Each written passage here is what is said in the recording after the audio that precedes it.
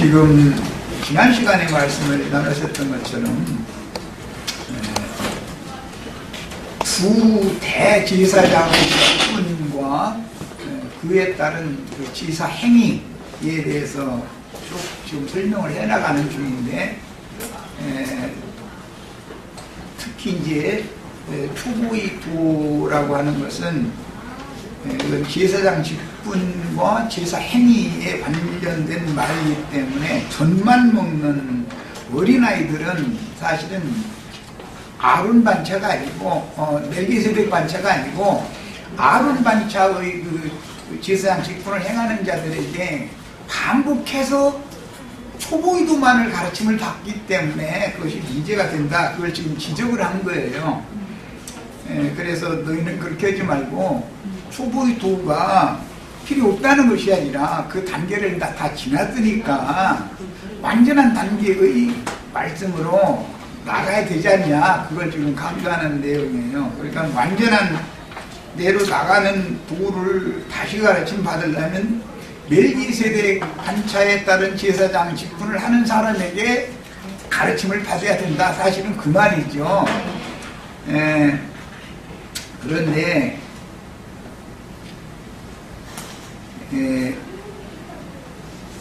젖만 먹는 신앙이라는 건 반드시 영적인 타락을 불러온다는 거예요. 오늘 말씀에 의하면 초보이도를 반복해서 가르치다 보면 영적으로 타락을 하게 된다는 거거든요.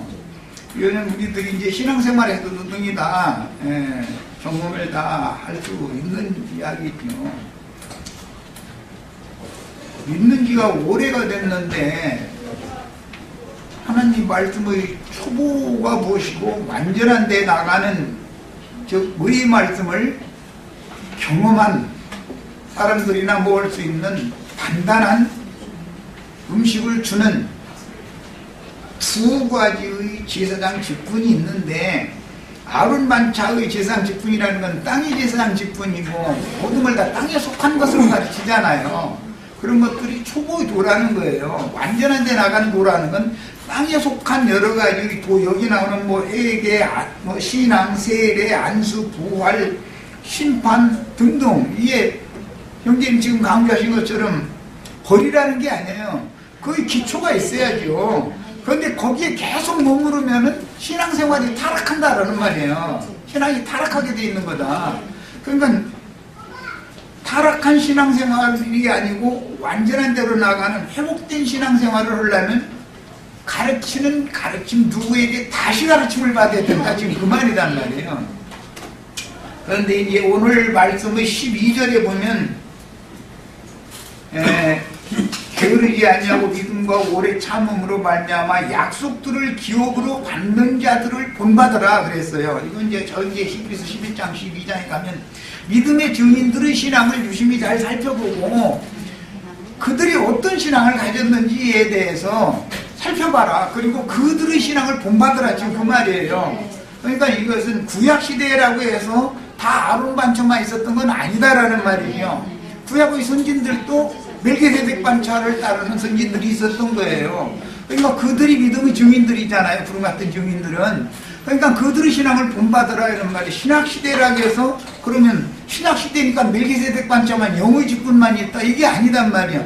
신학시대인데도 아론 반차가 여전히 직분을 있다 그런 말이에요. 구약시대에는 객관적으로 보면 율법 직분이니까 아론 반차에 따른 직분만 있는 걸로 알고 있지만 그렇지 않고 믿음의 증인들, 우리가 본받아야 되는 그 믿음의 증인들의 신앙이라고 하는 것은 사실은 멜기세덱 반차를 따른 신앙에 따른 거예요. 구약시대에도.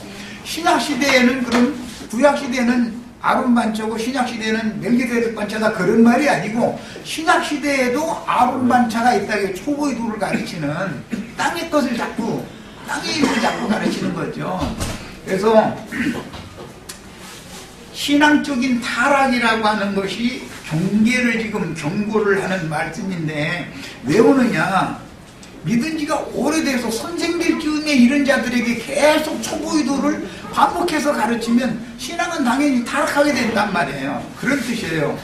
그러니까 이제 흔히 이제 오늘날 교계가 말하는 오늘 히브리서 자체에서는 나오지 않았지만 나의 의는 믿음으로 말미암아 살리라, 믿음으로 행해라 라는 말을 가지고 아론 반차로 가르치는 사람들은 육체의 행위, 윤리도덕적인 행위, 땅에 있는 육신의 행위를 자꾸 가서 정죄를 하는 말을 한단 말이야.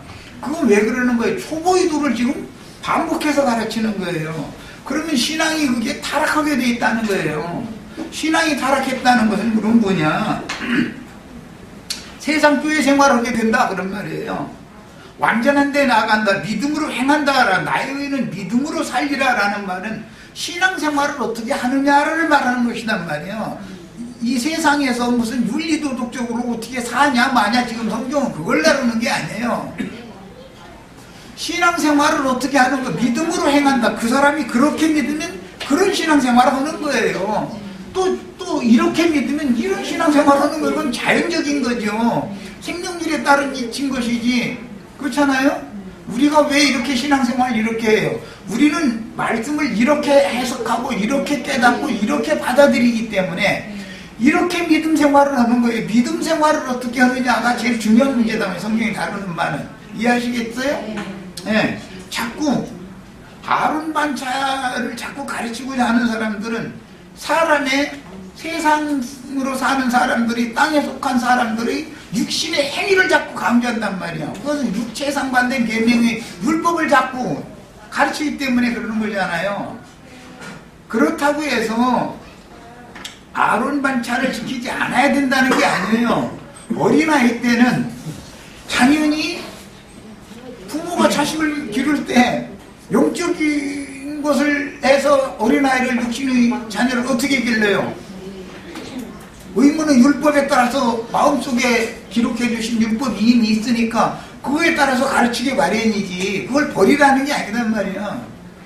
그것은 표상이 되는 것이고, 영적으로 완전한 자가 되고 온전케 된다는 건 신앙생명이 자라서 영적인 신앙생활, 회복된 교회 생활을 어떻게 할 것이냐를 지금 말하는 것이란 말이에요. 이 점에 대해서 명확히 해주시기를 바라요.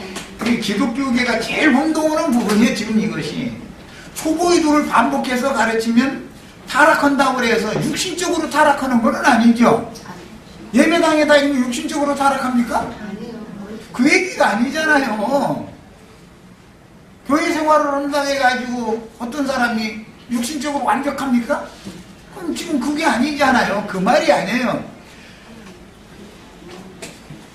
믿음이 초보의 도를 반복해서 가르치면 믿음의 수준이 초보에 머무르게 되기 때문에 타락한다고 해서 말할 때 육신적인 타락을 말하는 게 아니라 신앙생활이 타락한다 이런 말이에요. 신앙생활이, 그 말은 세속화된다 이런 말이에요. 신자들이, 신앙이 여기에서 완전한 데 나가라, 초보의 도는 이제는 버리고 완전한 데 나가라, 그 말은 교회 생활을 회복해라 라는 말이고, 히브리서 저 뒤에 12장에 나가면 하늘에 이른 자들로서 하늘의 장작교회 생활로 회복해라 그 말이에요. 실제로는 히브리서 지금 말하고자 하는 의도를 잘 아셔야 되겠어요. 이해하셨죠? 네, 이렇게 정리를 하고 우리 형제 선생님들에게 이제 시간을 드립니다. 자유롭게 주제를 좀 나누시길 바랍니다. 사람을 이렇게 둘러 앉아서 짝을 지어줘요. 그래가지고 한 사람은 질문하고 반대에서는 답변하고 변론을 하게 만드는 거예요. 자꾸 난 이렇게 생각한다, 이 구절을 난 이렇게 생각한다, 이렇게 나는 이렇게 깨달았다. 그러면 상대방은 그게 아니다, 이렇다 라고 이렇게 하는 방법이 그게 히브리인들의 그 성경 교육 방법이에요.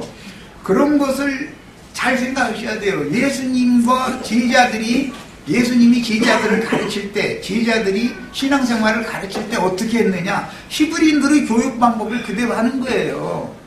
그래서 이 시간을 내가 그렇게 중요하게 여기는 거예요. 반드시 그래야 된다. 의문점 있으면 질문해라 이거예요. 누군가 답변하실 수 있으면 답변하는 거예요.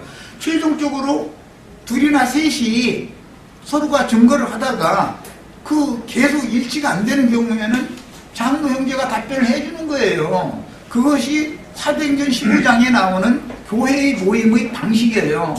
이런 것을 우리는 잘 이해를 하고, 왜 일방적으로 이제 그 인터넷상에서도 보면은 나영대님 혼자 계속 이렇게 증거하고 예배당시고 설교하고 이렇게 해주기를 바랬는지 그런 연락을 가끔 받아요. 그런데 그게 몰라서 그러는 거예요. 그게 너무 익숙해져 있다 보니까 그렇게 하기를 바라는 거예요. 가끔은 이런 생각하시면 돼.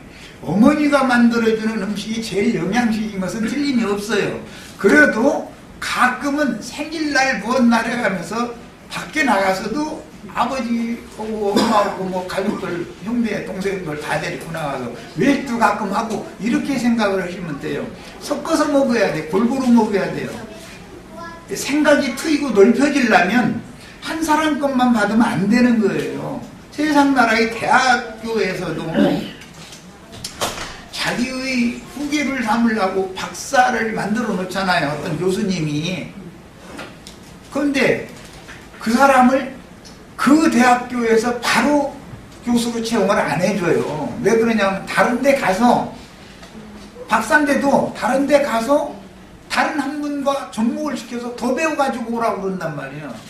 왜 그러는 거예요?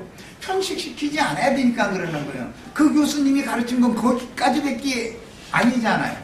다 비슷비슷한 거겠지만은 다른 어떤 외국에 나가서 또 어떤 과정을 또 한 번 거치고 나면 특이한 것을 뭔가가 더해지게 마련인 거예요. 이 사람을 갖다가 교수로 채용을 하는 거잖아요. 세상 나라도 그런 것과 똑같아요. 이렇게 생각을 하셔야 돼요.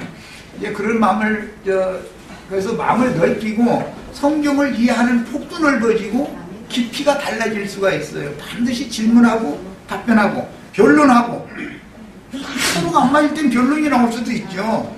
그래도 결과적으로는 교회 생활이기 때문에 조정이 다 된단 말이에요. 저희 성령께서 성경이 있고 성령의 말씀하심이 있으니까 조정을 다 하게 돼 있어요. 걱정하시지 말고 이렇게 다 참여하시기를 바래요. 야, 이제 말이 너무 길어져서 우리 지체들의 시간을 드리겠습니다. 이번에는 좀 12시 한 10분경까지 해야 되겠네. 자, 지금부터 시간을 드립니다. 우리 지체들 많이 참여하셔서 의구점이 있으면 질문도 하시고 또 나는 그 구절을 이렇게 그 문단을 이렇게 깨닫고 있다 이렇게 답변도 하시고 이런 좋은 시간 하기 바랍니다. 지금부터 시작합니다. 이해해야 되고 사후에 어떻게 주님께서 우리에게 이기는 자들을 어떤 개념으로 공의시대 때 오는 천년왕국에서 어떻게 이기는 자들이 오는 세상에서 그 행위를 하는 것인지 그것에 대해서 좀 이 말씀을 통해서 좀 이렇게 나인대님이나 어떤 군사 있는 형제님이 답변해 주시기 바랍니다. 네. 계시록 2장 27절 26절서부터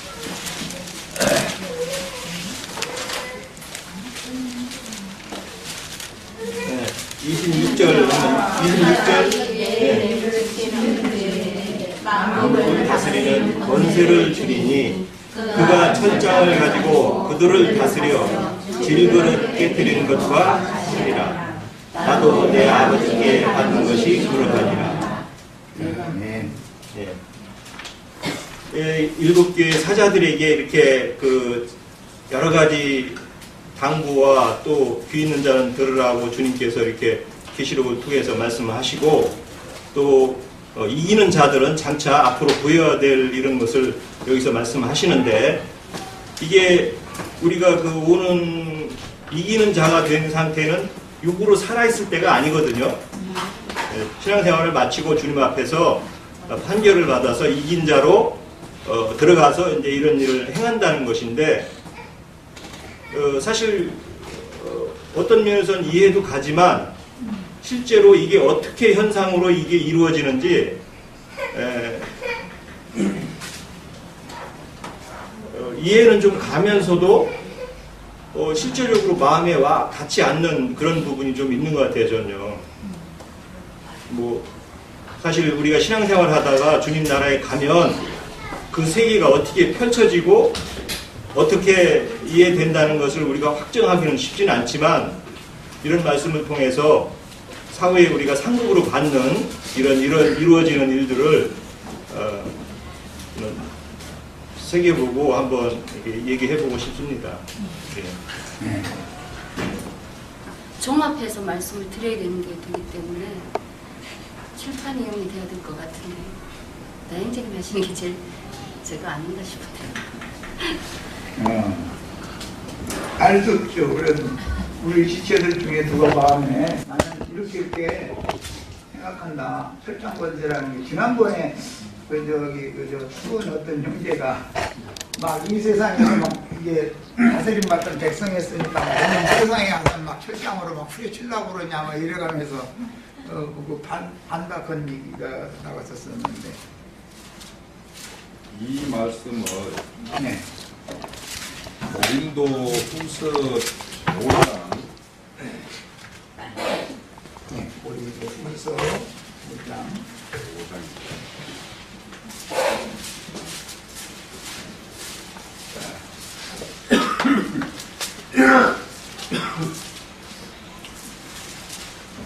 맞습니다. skri기가 좀 그런데 이게 왜 이런 게 있죠.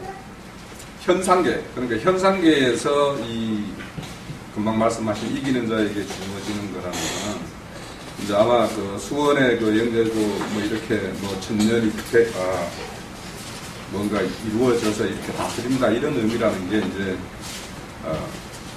한편은 이런 것이 있을 거라는 생각이 들어요.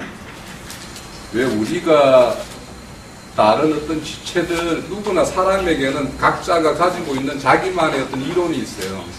그래서 믿음이라는 것도 각자가 가지고 있는 믿음의 색깔이 다 다르죠. 말씀의 이해도 다르고.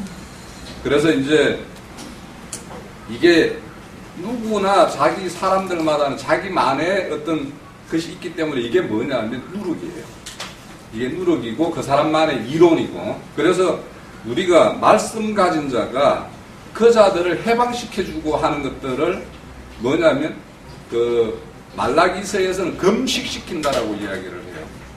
그러니까 그 사람들이 지금까지 가지고 있는 이론적인 토대 그런 것을 가지고 뭔가 말씀을 취하고 있는 이런 것들을 끊어내야지만이 하나님의 온전한 새로운 말씀을 취할 수 있기 때문에 그 사람들이 가지고 있는 이론을 혁파해 주는 것이 그 사람들을 해방시키는 거예요.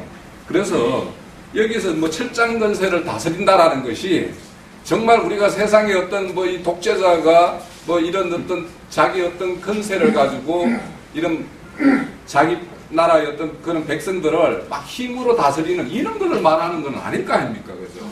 그러면 이거는 여기에서 이 철장으로 다스린다라는 거는 누구보다 명확한 하나님의 어떤 생명의 어떤 말씀을 가지고 그 말씀에 의해서 인간이 가지고 있는 그 이론들을 깨므로 인해서 그 사람을 하나님 사람으로 이렇게 끌어들였을 때 그 사람이 진짜 온전하게 다스림이 되는 사람 아니겠어요? 저는 이제 그 세계가 이게 이제 뭐 만약에 천년왕국에서 거기 이루어진다라는 거 하는 거는 그 천년왕국은 미혹의 영들을 다 무중에 가둔다고 그러죠. 가두기 때문에 사실은 미혹의 영은 없어요. 그러면 미혹의 영은 없는데 각자 사람 속에는 자기 안에 조성되어 있는 하나님의 어떤 순전한 것이 아닌 것이 있단 말이에요. 이것들을 뭐냐면 처리해야 되는 거죠. 그러니까 현상계에서는 우리가 이기는 자를 만들기 위해서 더 큰 경지에 끌어올리기 위해서는 미혹의 영이 필요해요. 그래서 뭐냐면 사람이 넘어졌다 세웠다 넘어졌다 세웠다 이런 걸 반복함으로 인해서 굳건하게 나중에 큰 믿음에 이렇게 굳건하게 설 수가 있거든요. 그런데 천년왕국에는 그 미혹의 영이 없어요. 미혹의 영이 없다 보니까 거기에서는 그 시대의 사람 속에 살아가는 사람 속에 조성되어 있는 그것을 깨내야 되는 거예요. 그래서 이제 우리가 오늘 배우는 그 히브리서도 이것도 뭐냐면 에드냐 새언약의 어떤 변천을 우리가 이야기하듯이 그런 거죠. 그래서 이제 이런 것이 뭘로 되느냐, 뭐에 의해서 이게 그렇게 깨지느냐, 이거는 뭐냐면 하나님의 순전한 말씀이에요. 그래서 그거를 저는 그 질문을 어제 그저께 내가 카페에 올렸던 거 도대체 기름 부음이 뭐길래 왜 사람에게 가르침을 받으면 안 된다라고 이야기하고 마태복음 끝나는 28장 마지막 절에 보면은 너희들 가가지고 천하 다 아리키고 다스리고 가르쳐가지고 그들을 온전하게 어떤 세우라고 이렇게 말을 하는데 거기에서는 가르치라고 그러고 요한일서 2장 27절에는 왜 사람에게 가르침을 받을 필요가 없다 이렇게 이야기하느냐.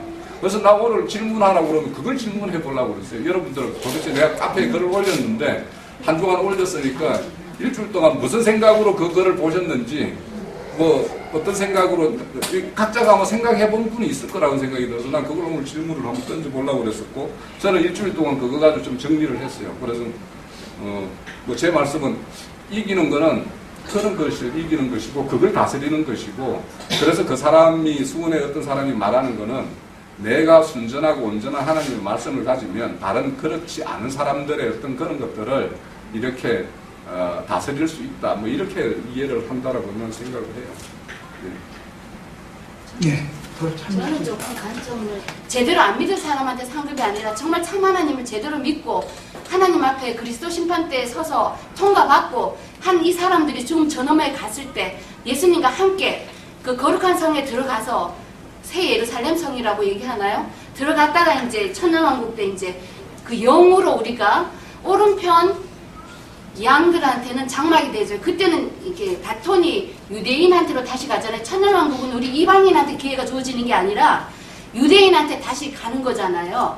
그렇기 때문에 그들한테 저희들이 우리의 상급으로 우리가 그들한테 교회의 장막이 그래서 오른쪽 편에서는 그 보호해주고 치리하는 그런 역할을 우리가 하지만 세상 염소들한테는 우리들이 철장 권세라는 건 아까 저 홍영재님 얘기했지만 그때는 마귀가 갇혀있기 때문에 마귀가 성을 타지 않아요. 그러니까 그 사람이 싫어 예를 들어갖고 나 하나님 믿기 싫어 뭐 해서 어쨌든 거슬렸다 그러면 그 사람 말한 대로 공의가 그대로 가는 거예요. 너 이렇게 했지? 그러면 너 매 맞아야 돼. 그냥 그대로 철장 권세가 가는 거죠. 그대로 가는 거죠. 얘기를 제가 어떻게 표현해야 될지는 몰라서 제가 뭐 하는지 몰라도 어쨌든 이런 식그 사람의 한 행동에 대한 대가가 즉각 그대로 가진다는 거. 말씀을 기준으로 봤을 때 맞지 않았다. 그러면 너 이 부분에서 아니잖아. 그럼 너는 몽둥이 매 맞아야 돼. 이렇게 가는 거라고 저는 부족하지만 이렇게 가서 상급이 되어지고 그게 우리의 가고 그리고 이제 천년왕국 지나면은 이제 아들이 아버지에게 바치는 때가 됐다 해서 아들의 나라를 바치면 이제 영세로 들어가는 단계가 있잖아요. 그러니까 제가 부족한지 몰라도 전 전체 흐름으로 봤을 때 이런 부분 단계가 있어야 되지 않나. 이런 것까지 끝까지 알아야 창세기부터 요한계시록까지 알아야 이걸 설명할 수 있는 게 아닌가. 저는 이런 생각을 좀 해봤습니다. 죄송합니다. 짐승과 짐승의 이름이나 수나 표시를 이마에나 손에 갖지 않고 이기는 자가 이제 최종적으로 계시록 7교회에 이기는 자들의 실상은 즉 말하자면 죽음의 권세를 죽이는 권세를 이기는 것이 이기는 거예요. 죽음을 초월하고 죽음을 이기는 것이 최종적으로 완전히 이기는 거예요. 우선 성경을 찾아서 읽어보겠습니다. 개념을 이해를 시켜드리려고 해요. 마태복음 2장 6절 먼저 한번 찾아봅니다. 마태복음 2장 6절 또 유대 땅 베들레헴아는 유대 고을 중에서 가장 작지 아니하도다. 에게서 한 다스리는 자가 나와서 여기 한 다스리는 자 이렇게 표시를 해놨습니다. 나와서 내 백성 이스라엘의 목자가 되리라. 다스리는 자가 이스라엘의 목자가 되리라는 예언이 곧 예수님이 천국의 왕으로 지금 오실 것에 대한 예언이다라고 좀 설명하는 중이에요. 예수님이 메시아로 세상에 왔다는 것은 참 이스라엘을 먼저 이스라엘은 두 이스라엘이 있죠. 육신적인 12지파의 이스라엘이 있고 교회 시대에는 참 이스라엘이라고 로마서에 이렇게 해놨어요. 자, 교회도 먼저 적용을 하지만 혈통적인 이스라엘 12지파는 세상 나라잖아요. 양면 적용을 하는 것을 이제 지금부터는 이해를 하셔야 되겠어요. 한 목자가 많은 목자들을 거느리고 일을 하시죠. 계시록에는 왕 중에 왕이 예수님인데 우리 형제자매님 이기는 자들이 되면 왕들이 된다는 거잖아요. 그러면 목자들도 당연히 한 목자 밑에는 많은 목자들이 있어요. 대제사장 밑에는 많은 제사장들이 있죠. 네. 그 선지자 밑에는 많은 선지자들이 있는 거예요. 늘 이제 그러니까 여기 한이라는 말 속에는 단체이면서 단수 개념이단 말이에요. 항상 그래요. 왕에 대해서도 그렇고 선지자에 대해서도 그렇고 제사장에 대해서도 그렇고 이 한 목자 그 왕, 이 관사가 붙어있는 단수가 딱 나오면은 사실은 복수 개념의 전체를 대표하는 머리사상, 성경은 늘 이걸 기록을 한다. 이걸 기본적으로 이해하셔야 되겠고, 그 다음에는 계시록 11장 15절을 읽겠습니다. 계시록 11장 15절.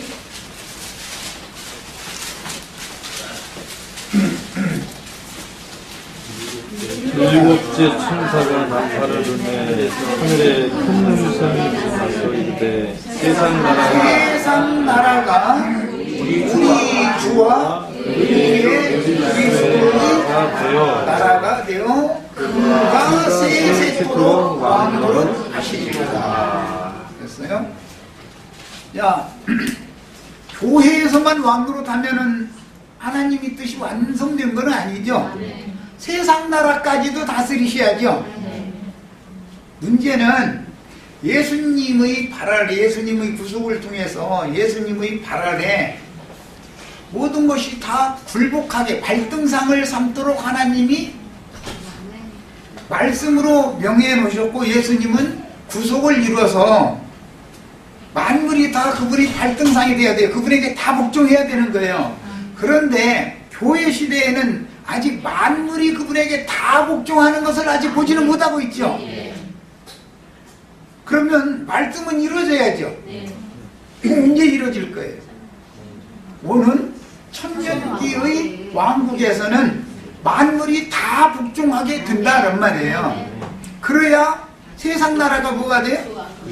우리 주와 그 그리스도의 나라가 될 수 있는 거예요. 그래야 하나님의 말씀이 양면에서 완성되는 거예요.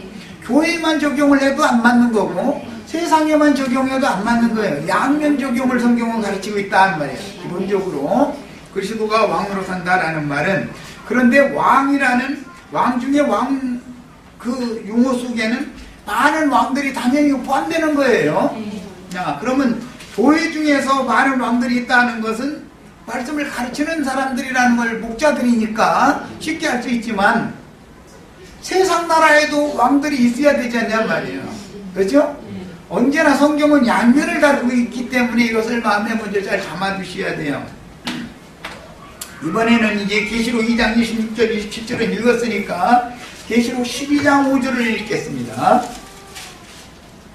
계시록 12장 5절. 제가 하늘나오니 이는 장차 천국 왕국을 다스릴 왕이라 그 머리를 땅 앞과 그 보좌 앞에 올라가더라. 자, 여기 보면은 해를 입은 한 여자가 산의 아이를 남자를 낳았다는 거잖아요. 아들을 낳았다는 거잖아요.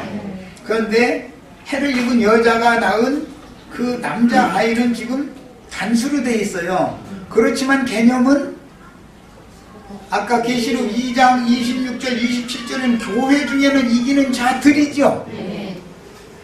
그러니까 많은 이기는 자들, 철장권세자들이 많이 있는데 대표자의 철장권세가 계시록 12장에 지금 나온 거단 말이야. 해를 입은 여자가 낳은 아들이에요. 여긴 단수로 돼 있어요. 용어 자체가. 그러니까 이건 대표성을 갖는다. 계시록 12장에서는. 계시록 2장에서는 복수 형태잖아요. 교회 중에는 이긴 자들이 많이 나올 수가 있으니까. 그런데 똑같이 철장권세를 받은 거잖아요. 그러니까 이제 이해를 잘 말하고자 하는 의도를 이해를 이제 잘 하셔야 되겠어요.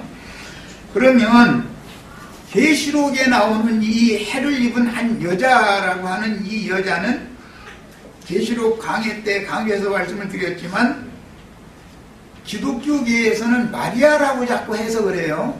마리아가 예수님을 낳았으니까. 그럼 금연만 봐서는 안 된다 이거예요. 계시록에서 여자라고 하는 것은 그건 마리아가 폐를 입고 태어난 건 아니잖아요. 그러니까 계시록에서 말하는 여자는 회복된 교회를 말한다 말이에요. 교회의 회복, 여기서는 교회를 다루는 거니까. 네. 하나님의 생명과 은혜의 빛이, 말씀을 깨닫는 빛이 충만한 교회다 그런 말이란 말이에요. 그 교회에서 철장 권세자들을 낳는 거예요. 이기는 자들을 낳는 거예요. 그런데 그 대표자가 계시록 12장 여기 5절에 나온 한 철장 권세자단 말이에요. 야, 전에 내가 뭔가 때문에 그 말씀을 강론할 때 사용했던 것 같은데, 교장 선생님이 1학년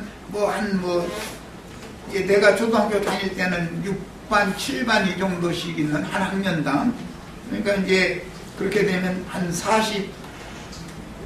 40학급이 넘는 6학년까지 하면은, 그럼 그때는 60명, 70명, 대부분 70명 정도 한 학급에 그랬죠. 그런 학교였어요.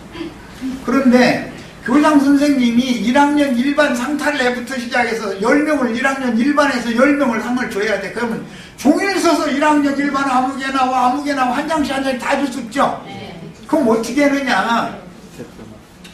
교감 선생님이나 서무 선생님이 상 받을 자 그 상장을 다 갖다 교장 선생님 탁자 위에다 놓고 대표적으로 6학년 1반 누구에서 대표로 상을 받아요. 난 이거 좀 그렇네. 그 대표상을 내가 많이 받아봐서 알아요. 전교를 대표해서 혼자 상을 받는 거예요. 나는 내 것만 같이 전교생 전체 것을 내가 받는 건 아니잖아요. 교장 선생님은 대표자 하나에게 줘요. 그러고 나서는 그 조회 시간이 파하고 돌아갈 때는 담임 선생님들이 자기 학급의 상 받을 내 것을 다 찾아가지고 가죠. 가서 교실에 가서 다 나눠주는 거예요. 이렇게 해요. 이것이 이제 대표사상이라는 거예요. 성경 머리사상이다 그래요. 고린도전서에 보면 너희가 다 운동장에서 지금 경주하는 중이다. 신앙생활로 우리는 하는 건 모두 다 경주자들이죠. 상 받을 자는 하나다 그랬어요. 그러면 이기는 자는 하나밖에 안 나온다라는 말이겠냐 그 말이야. 대표로 예수님이 상을 받는다. 영광은 예수님이 혼자 받는 거다. 그러나 주님의 영광에 이기는 자들은 다 참여하는 거죠. 개념을 이해하셨죠? 이런 기본 개념을 이해를 하셔야 돼요. 그래서 이걸 이제 적용을 하는 문제에 가서는 먼저는 교회 시대가 있으니까 교회 시대는 목자들이에요.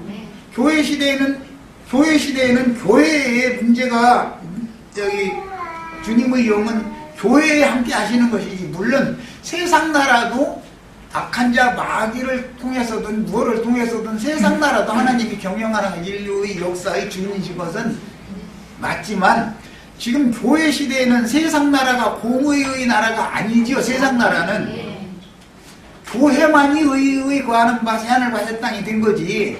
교회만이. 교회 시대에는 그래요. 그러니까 교회에서만 예수님이 왕이시고 제사장이시고 선지자란 말이에요. 세상에서는 주님이 지금 뒤에는 그 악한 자 마귀의 뒤에는 하나님이 손이 있지만, 실상으로 나타난 세상 나라는 예수님의 공의와 공법이 집행되지는 않잖아요. 그러다 보니까 그냥 세상 나라마다 시끄럽잖아요. 왜 그러냐면 시리자가, 다스리는 자가 공의와 공법, 그리스도의 하나님의 의와 하나님의 그 공법으로 다스리지를 않으니까 이건 부당하지 않냐 하고, 억울함을 이게 호소를 하는 사람들이 많이 생기는 거잖아요. 그러나 문제는 오는 세상에 가면 세상 나라가 주와 그 그리스도의 나라가 되기 때문에 모든 만물이 다 그리스도의 발 앞에 발등상이 다 되게 돼 있다. 그리스도의 발 앞에 다 굴복하게 돼 있다는 거예요.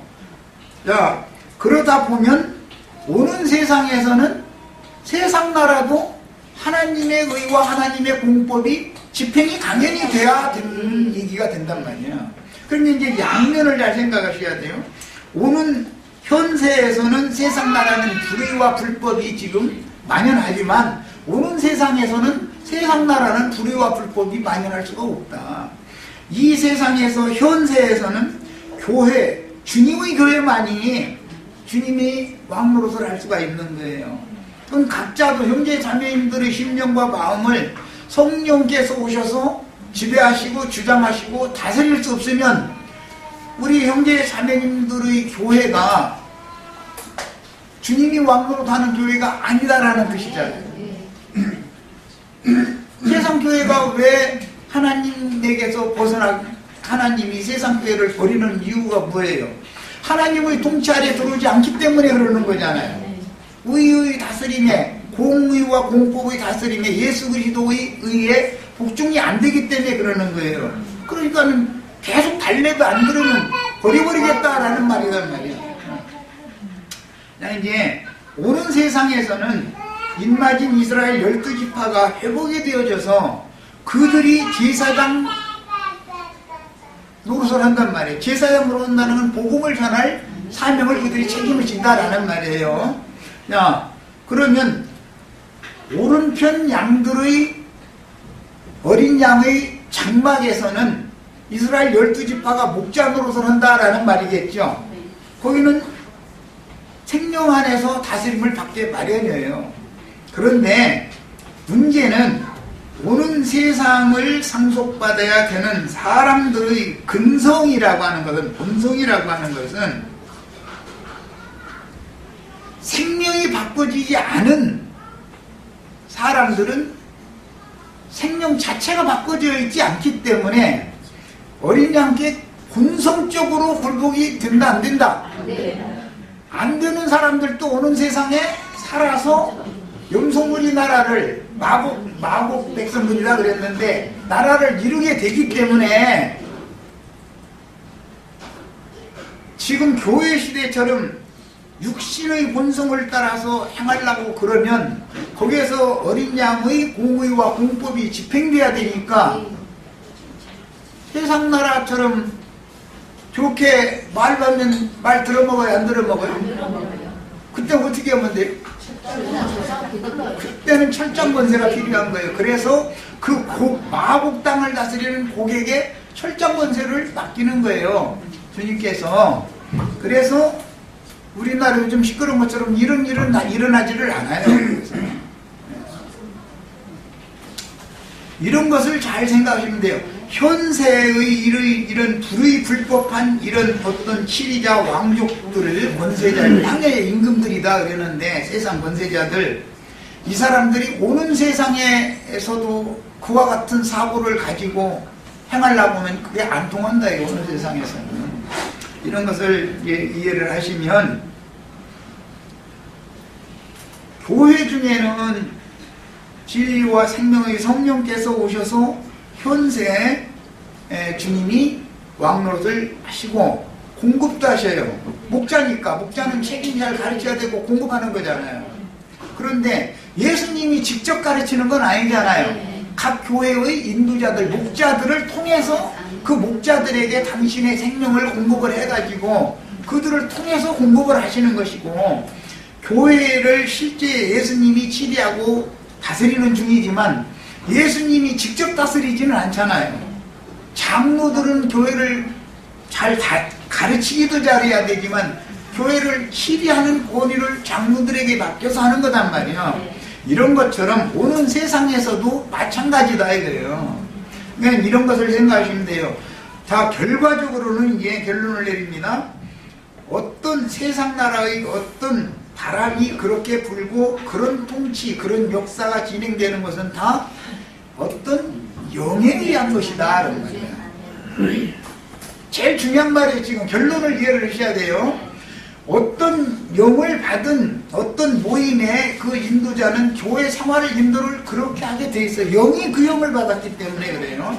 또 어떤 목자는 어떤 교회를 세우게 돼 있어요. 교회를 그렇게 가르치고 그렇게 다스려 가는 거예요. 이것은 영의 문제다. 세상 나라도 마찬가지요. 세상 나라도 세상의 어떤 영이 누구에게 임해서 그 사람이 그 일을 하는 거예요. 세상 권세자라 해서 지멋대로 된 것 같으죠. 선거운동에서 표를 인기를 많이 얻으면 이제 대부분 소위 말하는 이 민주공화국이라고 하는 곳에서는 국민들의 투표로 지도자를 뽑잖아요. 국민들이. 야, 그런데 그 투표 자체도 세상 나라에서는 불의불법으로 할 수도 있는 거죠. 지난번에 그래서 시끌시끌했죠. 계속 국정원이 개입을 했느니 심지어 국방부가 개입을 했느니 댓글 부대래나 교회 목사라는 사람들도 뭐라고 시끌시끌 그 사람들도 이거 댓글 부대 막 여론을 이렇게 자기가 마음에 안 드는 사람에 대해서는 막 그냥 공산당이니 빨갱이니 해가면서 있지도 않은 말 이렇게 막 해가지고 막 퍼뜨린 거잖아요. 그럼 우리나라는 6.25 때 그렇게 공산당 놈들한테 당했는데 공산당을 갖다가 지도자를 세우면 큰일 나잖아요. 그러니까는 그럼 벌써 여론조작을 통해서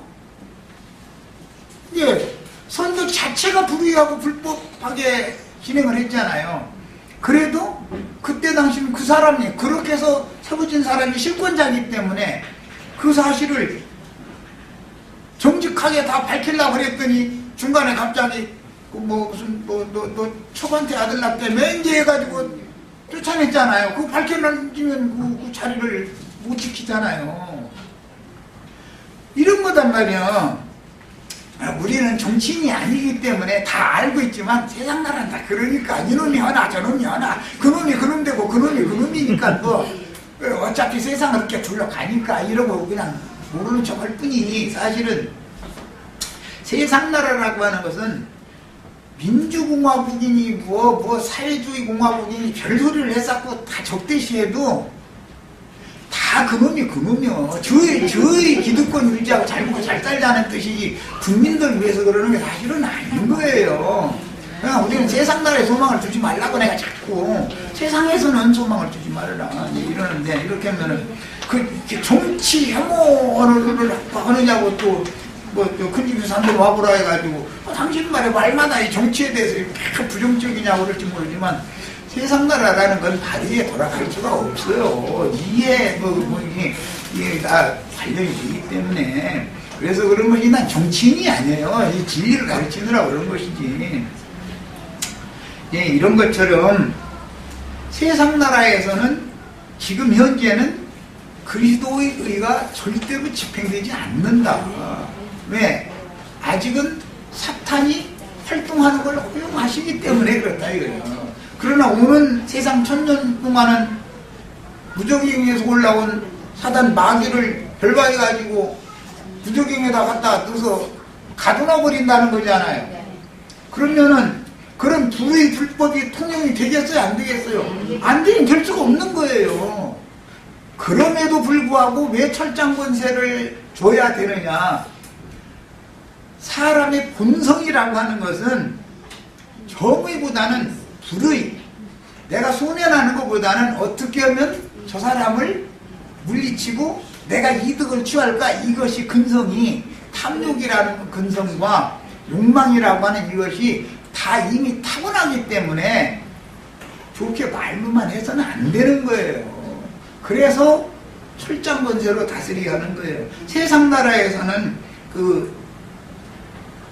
철권 통치라는 말 들어보셨어요? 철권 통치한다. 누가? 대부분 이제 군사혁명 일으킨 이런 사람들은 철권으로 해야 되잖아요. 자기가 정통 그런 지도자로서 법에 의한 지도자가 아니고 그 헌법 자체를 뒤집어버리고 지가 혁명이야 이게 그건 쿠데타지.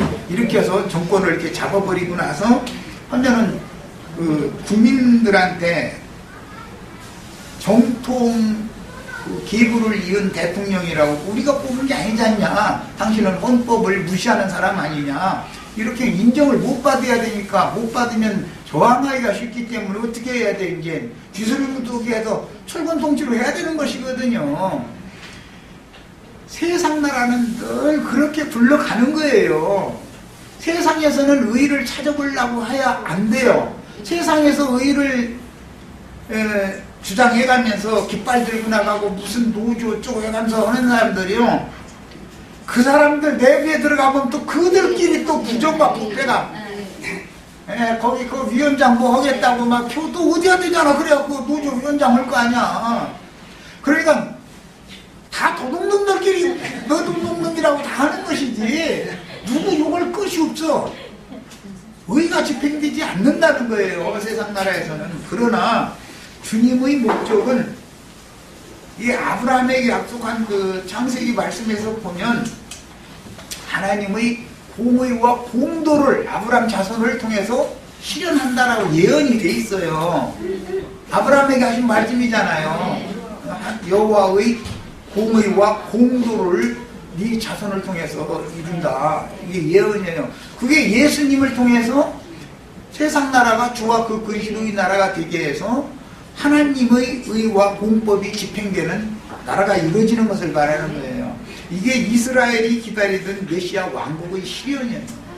우리는 지금 메시아 왕국의 중간 과정을 지나가고 있는 사람들이 이방인들이니까 아직은.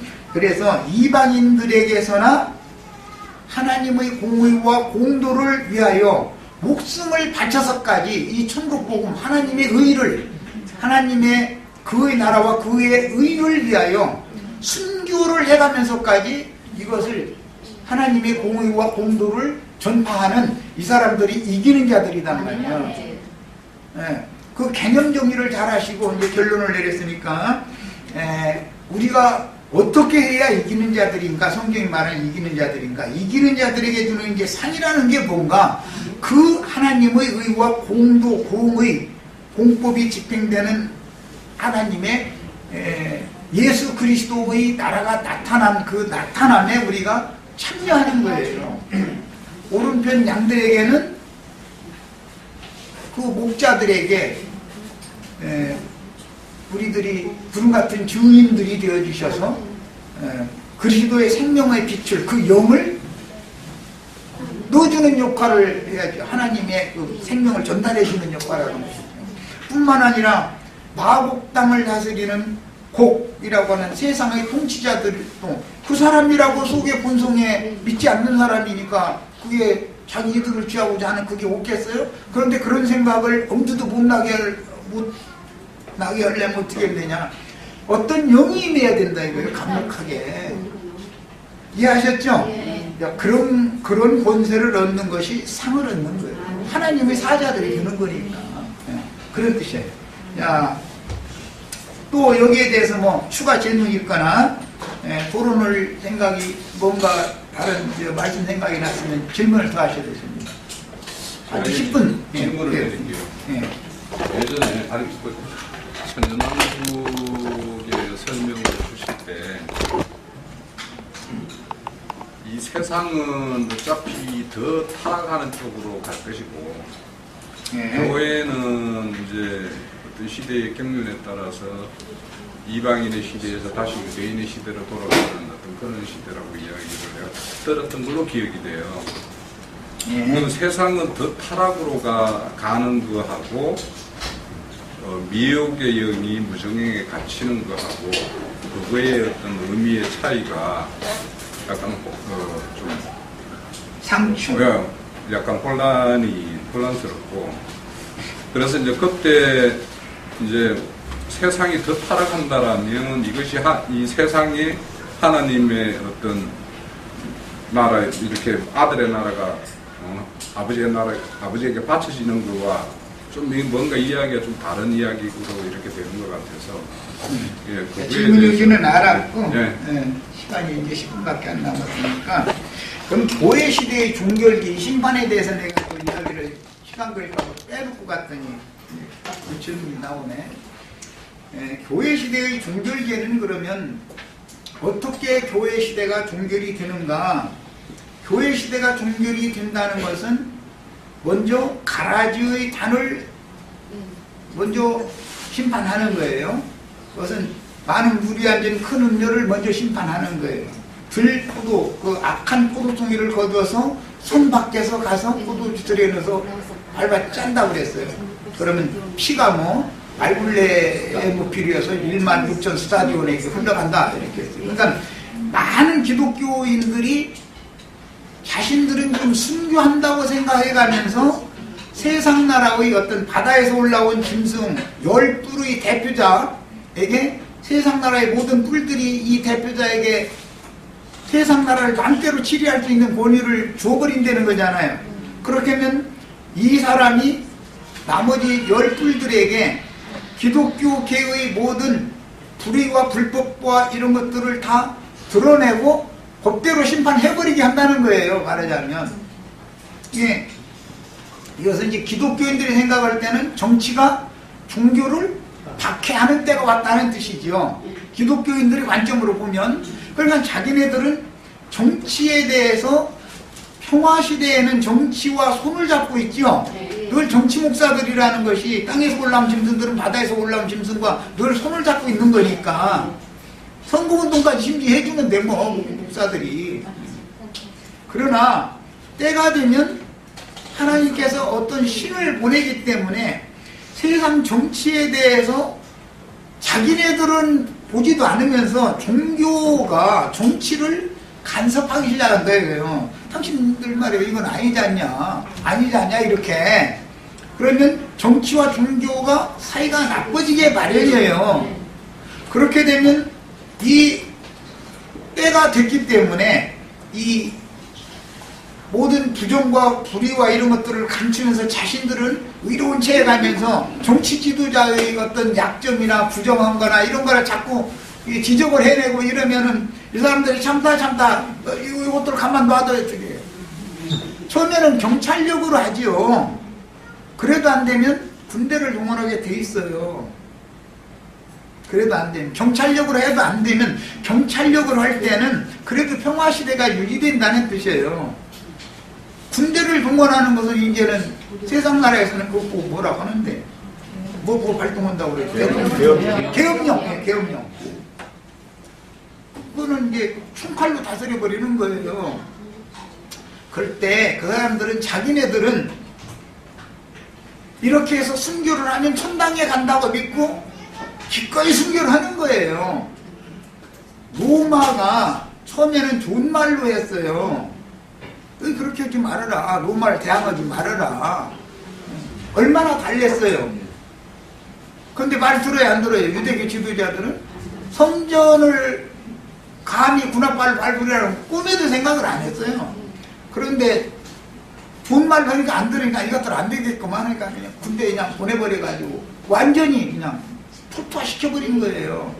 그것은 하나의 표상이에요.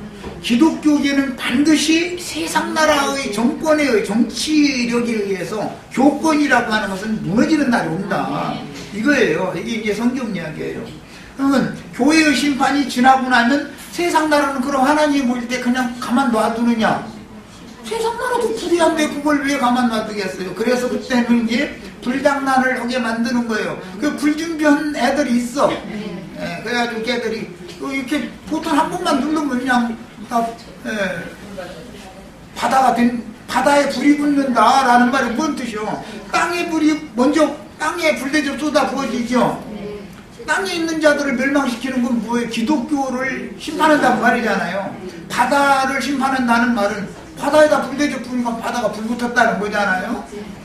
이런 방식으로 두 단계에 걸쳐서 세상 교회와 세상 나라는 반드시 심판받게 돼 있다고요. 자, 그거는 하나님의 눈으로 볼 때는 세상 나라라는 것을 그래도 보존을 때가 찰 때까지는 보존을 해야 하나님의 뜻이 즉 구원 얻을 자의 수가 채워져야 되기 때문에 보존을 하는 건데 그래도 세상을 어느 정도 썩지 않게 하는 데에는 종교적인 지도자들의 교훈, 가르침이 필요하다 이거예요. 영적 가르침이. 그런데 세상한테 종교가 심판받을 정도로 타락을 해버렸으니 양면에서 타락이 심화되고 나면 결과적으로는 종교는 세상 정치에게 보복을 당해서 심판받는 것이고 세상 나라라는 것은 하나님의 공의의 불심판의 집행을 받아서 심판하는 것이지만 사실은 세상 나라에 전쟁이 일어난 걸 말하는 거단 말이에요. 야, 그러니까 이렇게 해서 한 시대가 종결되어도 그루터기는 남는 거라 항상. 왜냐하면 오는 세상에 한 시대를 또 경영하려면 어쨌든 사람들이 살아남아야 되잖아요. 그 큰 경험을, 그 어마어마한 불심판의 경험을 했을 때 영적인 사람들은 깨서, 이스라엘 인마진 12지파 사람들은 깨서 이것은 하나님께서 행하신 공의의 심판이다. 그러지만 세상 사람들은 서로가 사상이 안 맞아서 사상 주는 것이지 하나님이 심판했다고 믿지를 않는단 말이야. 그러니까 세상 사람들은 그 마곡 땅의 염소무리는 생각이 이스라엘 인마진 12지파 사람들과는 생각이 같은 게 아니에요.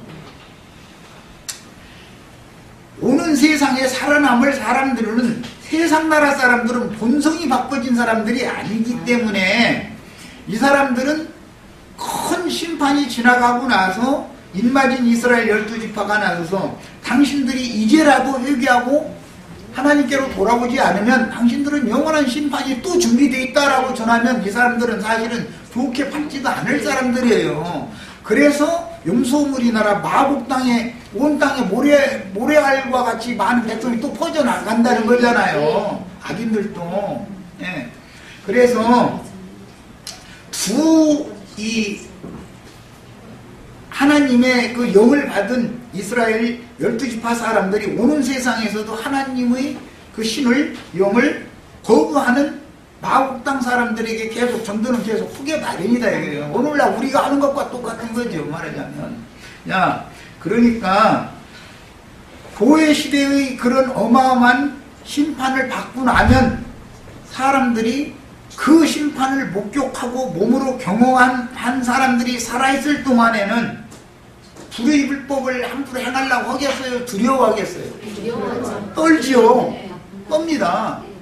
그런데 1000년이 지나고 나니까 무적행에서 갇혔던 마귀를 다시 불러 올리고 나니까 오히려 하나님의 성을 애워싸고서 박해러드라는 거잖아. 일마진 이스라엘 12지파의 그 성을, 하나님의 사랑하시는 성을 애워싸고서 박해러드라는 거예요. 그러니까 이것들은 이제 안 되겠다 싶으니까 하늘에서 불이 내려서 싹 쓸어버렸다는 거예요. 영원한 심판이 이제 인류 심판의 최종 결론이고, 이렇게 되는 거다. 그러니까 이 교회 시대의 끝이 지난 다음에, 큰 심판이 지난 다음에 새 시대가 오면 반드시